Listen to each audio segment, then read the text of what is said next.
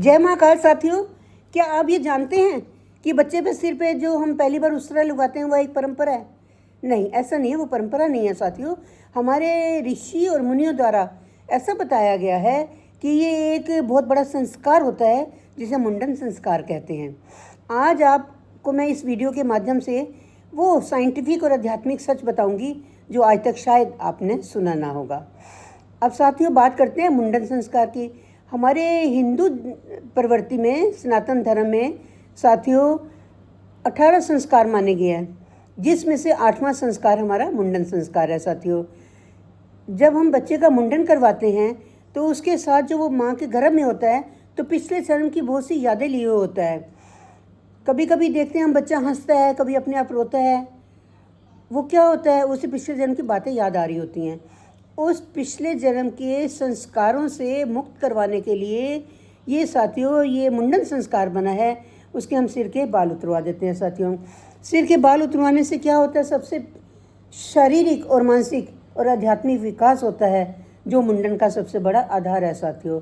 और इसका एक रहस्य भी है साथियों, हमें कब बाल उतरवाने हैं, सही समय और क्या विधि है, इसके पीछे का विज्ञान भी आज आपको मैं बताऊंगी, जो स्पिरिचुअल एंड साइंटिफिक है और बहुत ज़्यादा इम्पॉर्टेंट है। स्पिरिचुअल क्या है, पुनः जन्म में सिर के जो बाल होते हैं, मैंने आपको जैसे कि बताया, पिछले जन्म के संस्कार और कर्म और कुछ नेगेटिव प्रवृत्तियाँ चिपकी होती हैं, जिसे हटाकर पिछले जन्म के बंधन से हम बच्चे को मुक्त करवा देते हैं, सो दैट इस जन्म में उसकी बुद्धि शुद्ध हो और उसकी नई ऊर्जा हो और उसका हर तरह से विकास हो। साइंटिफिक कारण क्या मानते हैं डॉक्टर लोग, क्योंकि बच्चा माँ के पेट में रहता है, बहुत से उसमें जर्म्स होते हैं, इन्फेक्शंस होते हैं, बैक्टीरियाज होते हैं। साधारण नहाने से वो बैक्टीरियाज दूर नहीं होते हैं। इसलिए साथियों मुंडन संस्कार बनाया गया है कि बाल हटा दिए जाते हैं। अब आगे क्या करना है साथियों, जब बाल हटा देते हैं तो इसकी भी एक बहुत विधि है। सही एज में और शुभ मुहूर्त में मुंडन संस्कार करवाया जाता है। शुभ समय कौन सा है साथियों, पहले, तीसरे, 5वें और 7वें साल में मुंडन संस्कार होता है। इसके अलावा अपने परिवार के जो हमारे रीति रिवाज चले आ रहे हैं, जो हमारे बुजुर्गों ने कई पीढ़ियों से चला रखे हैं, उनके अनुसार भी बाल हम उतरवा सकते हैं। हमेशा बाल जो उतरते हैं हमेशा ऑड आवर्स के महीने में उतरते हैं, साल में उतरते हैं। उसके अलावा साथियों क्या करते हैं हम लोग, जब बाल उतरवाते हैं तो उस टाइम का ध्यान रखते हैं कि वो नक्षत्र नहीं होना चाहिए और वो महीना नहीं होना चाहिए जिसमें बच्चे का जन्म हुआ है, या जिस नक्षत्र में बच्चे का जन्म हुआ है उस जन्म के नक्षत्र और महीने को छोड़ के किसी विद्वान पंडित से सलाह कर कर ही हमें मुहूर्त का समय निकलवाना चाहिए मुंडन का। अब साथियों बात करते हैं कि मुंडन के दिन क्या करें। सबसे पहले थोड़ा सा गंगा जल डाल के बच्चे को नहलाएं, थोड़ी सी दही भी लगाएं। उसके बाद बिल्कुल नए वस्त्र पहने।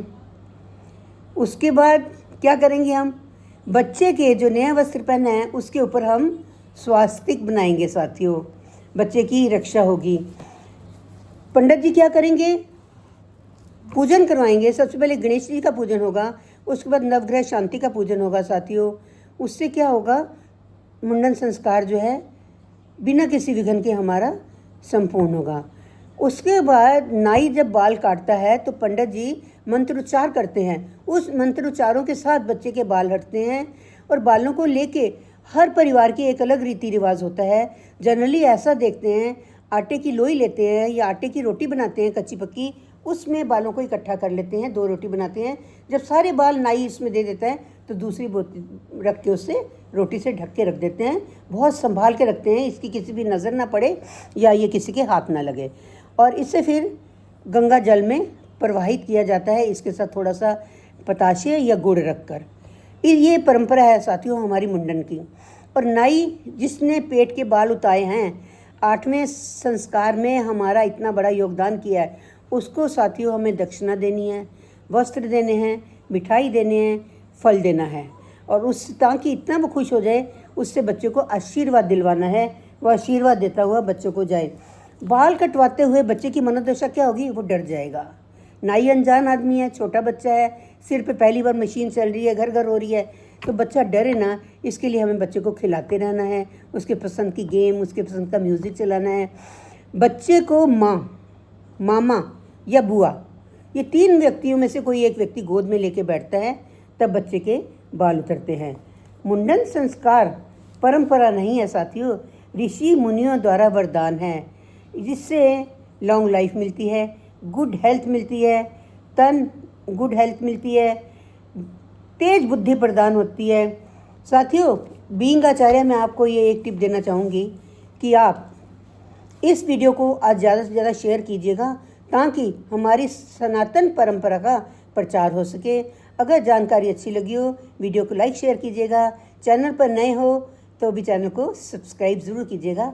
जय महाकाल साथियों।